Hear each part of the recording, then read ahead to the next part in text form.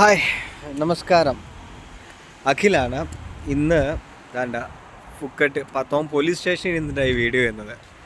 ഈ വീഡിയോ ചെയ്യാനുള്ള കാരണം വേറൊന്നുമല്ല, നമ്മുടെ പലപ്പോഴും ആളുകൾക്ക് പറയുന്ന സ്കാമിൽ പോയി പെടരുത്, ഇവിടെ തായ്ലൻഡിൽ വന്നിട്ട് സ്കാമിൽ പോയി പെടരുത്. സ്കാം ഒരുപാടുണ്ട്. സ്കാമിങ് ഇല്ലാത്ത ഒരു ഒരു ഒരു ടൂറിസം പ്ലേസും ഈ ലോകത്തുണ്ടെന്ന് എനിക്ക് തോന്നുന്നില്ല. തായ്ലൻഡ് കണക്കെ തന്നെ എല്ലാ രാജ്യത്തുമുള്ള കാര്യം തന്നെയാണ് സ്കാമിങ്. ഇപ്പോൾ ഇന്ത്യ ചെന്നാലും ഇന്ത്യക്കകത്തും കാണും. ഇവിടുത്തെ ഏറ്റവും വലിയ സ്കാമിങ് എന്ന് പറയുന്നത്, നിങ്ങൾ ഈ സ്ട്രീറ്റ് സൈഡിൽ അല്ലെങ്കിൽ ബീച്ച് സൈഡിൽ പോയിട്ട് ജെറ്റ് സ്കീ പോലുള്ള അല്ലെങ്കിൽ പാരാസൈലിംഗ് പോലുള്ള ഓപ്ഷനുകൾ എടുക്കുന്നതാണ് ഇവിടുത്തെ ഏറ്റവും വലിയ സ്കാമിങ്. എൻ്റെ മുന്നിൽ നിൽക്കുന്നുണ്ടായിരുന്നു ഒരാൾ, പിള്ളേരോടെ നിൽപ്പുണ്ടായിരുന്നു.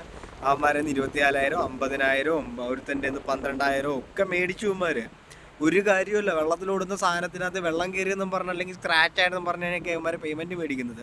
ഇത് പക്കാ ഫ്രോഡ് പരിപാടിയാണ്. നിങ്ങൾക്ക് ഇതേപോലുള്ള കാര്യങ്ങൾ ചെയ്യണമെങ്കിൽ നിങ്ങൾ ട്രാവൽ ഏജൻറ്റ് ത്രൂ ബുക്ക് ചെയ്ത് പോകാം. ട്രാവൽ ഏജൻറ്റ് ത്രൂ ബുക്ക് ചെയ്ത് വരുന്നതെന്ന് പറഞ്ഞാൽ നിങ്ങൾക്ക് എല്ലാം സ്വന്തമായിട്ട് ഉണ്ടാക്കാനുള്ള കഴിവുണ്ട്. എന്നാലും ട്രാവൽ ഏജൻറ്റ് ത്രൂ ബുക്ക് ചെയ്ത് വരാൻ പറയുന്നത് പറഞ്ഞാൽ നിങ്ങൾക്ക് എന്തെങ്കിലുമൊക്കെ ഒരു എമർജൻസി വരുമ്പോഴത്തേക്ക് ഒരു ഗൈഡൻസിനൊക്കെ ഒരാൾ വേണം. അതിനു വേണ്ടിയാണ് ട്രാവൽ ഏജൻറ്റിനെ എന്ന് പറഞ്ഞ ഒരു ട്രാവൽ ഏജൻറ്റ് എന്ന് പറയുന്ന ഒരു സ്പെസിഫിക് ഒരു കോണ്ടാക്റ്റ് നിങ്ങൾ വെക്കാൻ പറയുന്നത്. ഇതല്ലാന്നുണ്ടെങ്കിൽ നിങ്ങൾ ഏത് രാജ്യത്ത് പോയാലും എന്തെങ്കിലും ഒരു പ്രശ്നം വന്നു കഴിഞ്ഞാൽ നിങ്ങൾ വളരെ ബുദ്ധിമുട്ടും. ഇപ്പോൾ 2 ചെറുപ്പക്കാരെ എൻ്റെ മുമ്പിട്ട് അവർ ഇവിടെയുള്ള ഈ ജെസ്ക്യൂ ഓപ്പറേറ്റ് ചെയ്യുന്നവന്മാരെടുത്തിട്ട് ചവിട്ടി കൂട്ടിയവന്മാരെ എന്തു ചെയ്യാൻ പറ്റും? ഒന്നും ചെയ്യാൻ പറ്റുന്നേ. അവനിറങ്ങി ഓടിയതാണ് പൈസ കൊടുക്കാൻ. വണ്ടി സ്ക്രാച്ച് ആയെന്നോ എന്തൊക്കെയാണെന്നും പറഞ്ഞിട്ടാണ് അവിടെ കൊണ്ടിട്ട് 2 ജെസ്ക്യൂ കൊണ്ടിട്ടിരുന്നത്. എന്നിട്ട് ഇവനിറങ്ങി ഓടിക്കളഞ്ഞു. ഓടിയിട്ട് പോലീസുകാർ വരട്ടുന്നുണ്ട്. പക്ഷേ ഇവൻ്റെ പുറകെ അവന്മാർ തായകൾ പോയി എടുത്തിട്ട് ഇടിച്ച് നൂത്ത് ഇവിടെ കൊണ്ടുവന്നു. അവരെ വയറൊക്കെ വേനയ്ക്കെന്നും പറഞ്ഞ അവിടെ ഇരിപ്പുണ്ടായിരുന്നു. ഇപ്പോൾ 12,500 രൂപ കൊടുത്ത് അവൻ പോയി. അടുത്ത ടീം ഇരുന്നത് 24,000 രൂപ കൊടുത്തിട്ട് അവന്മാരും പോയി. ഒന്ന് ആലോചിക്കുക, രൂപയെന്ന് പറയുന്നത് ബാട്ടാണ് ഞാൻ ഈ പറയുന്നത്. എനിക്ക് പറയുമ്പം രൂപയെന്നായി പോണെന്നേ ഉള്ളൂ. അപ്പം നിങ്ങളൊന്ന് ആലോചിക്കുക, അത് എന്തുമാത്രം പൈസയാണ് പോകണമെന്നൊന്ന് ആലോചിക്കുക. നിങ്ങൾ ഒരു ട്രാവൽ ഏജൻറ്റ് ത്രൂ പോയി കഴിഞ്ഞാൽ ചിലപ്പോൾ നിങ്ങൾ ഉദ്ദേശിക്കുന്ന ഒരു ഹോട്ടലിൽ നിങ്ങൾ ക്രെഡിറ്റ് കാർഡിനോ അല്ലെങ്കിൽ മറ്റോ ബുക്ക് ചെയ്യുമ്പോഴത്തേക്കും നിങ്ങൾക്ക് കിട്ടുന്ന ഒരു 10-500 രൂപ വരെ ഒരു ഡിസ്കൗണ്ടിന് വേണ്ടിയായിരിക്കും മേ ബി നിങ്ങൾ പോയി ഈ പരിപാടി കാണിക്കുന്നത്. എന്നിട്ട് വന്നിട്ട് പെടുന്നത് ഇതേ കണക്കാണ്. അതേ കണക്ക് തന്നെ വേറൊരു കാര്യമാണ്, എല്ലാ ടൂറുകൾക്കും ഒരു ട്രാവൽ ഏജൻറ്റിന് ബാക്കി നിങ്ങൾക്ക് എവിടെ കിട്ടുന്ന അതിനേക്കാളും റേറ്റ് കുറവായിരിക്കും.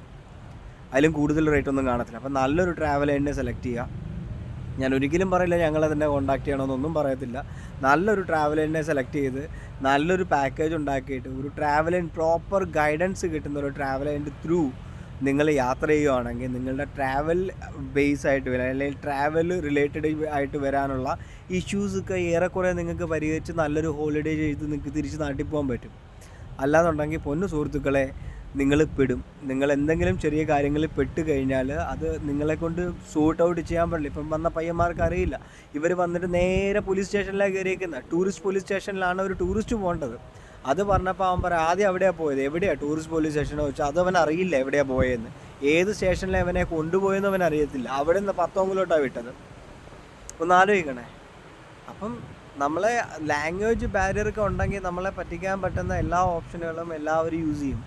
നിങ്ങൾ അതുകൊണ്ട് നിങ്ങൾക്ക് പറ്റുന്ന, നിങ്ങൾക്ക് ട്രസ്റ്റഡ് ആയിട്ട് തോന്നുന്ന ഒരു ട്രാവൽ ഏജൻസി ത്രൂ നിങ്ങൾ പാക്കേജുകൾ ബുക്ക് ചെയ്തിട്ട് ഏത് നാട്ടിലോട്ടാണെങ്കിലും പോവാം. അല്ലാതെ ചാടിക്കയറി ഓൺലൈൻ എടുത്ത് പോയിട്ട് അവിടുത്തെ സ്കാമുകളിൽ പെടാതിരിക്കുക. അതാണ് ഏറ്റവും നല്ല ഒരു കാര്യം എനിക്ക് നിങ്ങളുടെയൊക്കെ പറയാനുള്ളത്. ഞാൻ വീഡിയോയിൽ കുറേ നാൾക്ക് ശേഷം വരുന്നതും ഈ ഒരു പ്രശ്നം എൻ്റെ മുന്നിൽ നടന്നുകൊണ്ടാണ് ഇന്ന് വരുന്നത്. വേറെ ഒന്നുമല്ല വന്നത്. എനിക്കറിയത്തില്ല ഞാൻ പറഞ്ഞൊക്കെ കറക്റ്റായിട്ടാണോ അല്ലെങ്കിൽ അതിലെന്തെങ്കിലുമൊക്കെ കുറ്റങ്ങളുണ്ടോയെന്നൊന്നും എനിക്കറിയില്ല. ബട്ട് ഞാൻ ഇന്ന് എൻ്റെ മുന്നിലൊരു സംഭവം നടന്നു, അത് നിങ്ങളിലായിട്ട് എത്തിക്കണം തോന്നി. അതുകൊണ്ട് മാത്രമാണ് ഞാൻ ഇത്രയും നാൾക്ക് ശേഷം ഈ ഒരു വീഡിയോ ആയിട്ട് വന്നത്. അപ്പം സ്റ്റേ സേഫ്.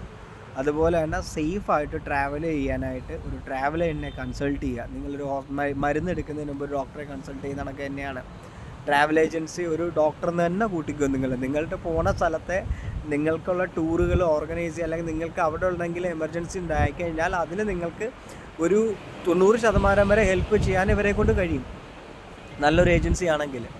അപ്പോൾ അത് ഒന്ന് ആലോചിച്ച് കണ്ട് ചെയ്യുക. ഓക്കെ, ബൈ, ശരി.